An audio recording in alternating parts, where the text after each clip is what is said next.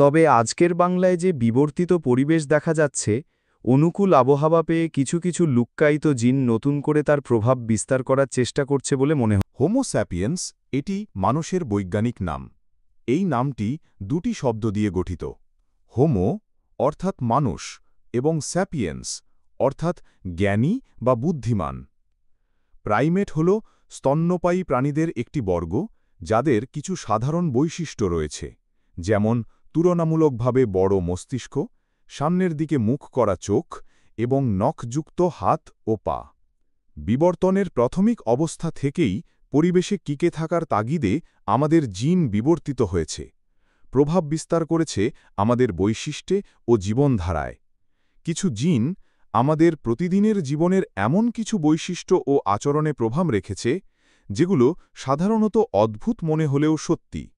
খাবার, ব্যয়হিংসা, বিদ্বেষ, রাগ, আবেগ, প্রেম, ভালোবাসা, প্রতারণা, ভয়ে কিংবা ঘুমের মতো প্রতিদিনের কিছু বিষয়েও জিন ভূমিকা রাখে। এরকম কিছু আচরণের উপর জিনের প্রভাব রয়েছে। বিবর্তন তার চলমান গতিধারায় পরিবর্তিত হচ্ছে তার একটা উদাহরণ।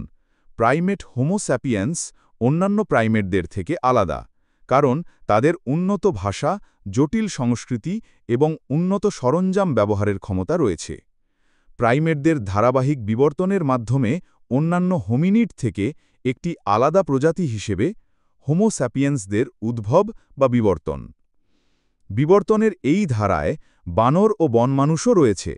এর ফলে মানুষের দ্বিপদতা, অর্থাৎ দুপায়ে ভর করে চলা, দক্ষতা ও জটিল ভাষার মতো বৈশিষ্ট্যগুলো ধীর ও পর্যায়ক্রমিকভাবে উন্নতি লাভ করেছে বলে মনে করা হয়। হোমিনিডের উপপ্রজাতিগুলোর, যেমন আফ্রিকান হোমিনিড উপপ্রজাতির আন্তঃপ্রজনন ইঙ্গিত করে যে মানুষের বিবর্তন সরল রৈখিক নয়, বরং জালের মতো ছড়ানো।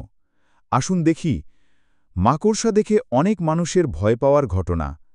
এটি অতি সাধারণ একটি ঘটনা, যদিও সাধারণত আমাদের বাসস্থানের আশেপাশে থাকা বেশিরভাগ মাকড়সা এমন বিষাক্ত নয় যে কামড় দিলে মারা যাবে। মাকড়সা ভীতির কারণ রয়েছে অন্য জায়গায়। আমাদের পূর্বপুরুষদের ইতিহাসে আফ্রিকায় মানুষের বিবর্তনের শুরুর দিকের সেই সময়ে, যখন মাকড়সা ছিল অত্যন্ত প্রাণঘাতী প্রাণী। কলম্বিয়া বিশ্ববিদ্যালয়ের গবেষক জোশুয়া নিউরের মতে, আফ্রিকায় তখন প্রাণঘাতী বিষাক্ত মাকড়সা ও মানুষের একই সাথে বসবাস ছিল।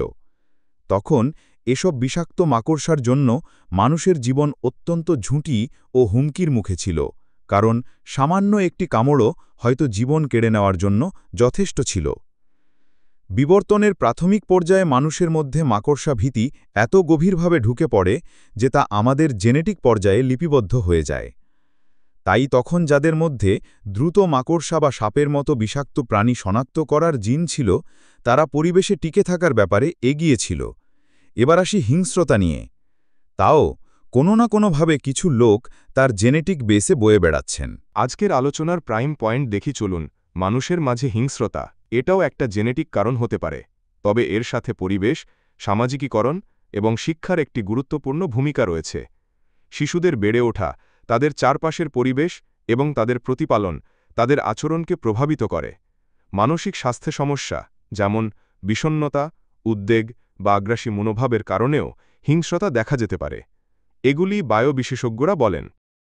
তবে আজকের বাংলায় যে বিবর্তিত পরিবেশ দেখা যাচ্ছে, অনুকূল আবহাওয়া পেয়ে কিছু কিছু লুক্কায়িত জিন নতুন করে তার প্রভাব বিস্তার করার চেষ্টা করছে বলে মনে হতে পারে।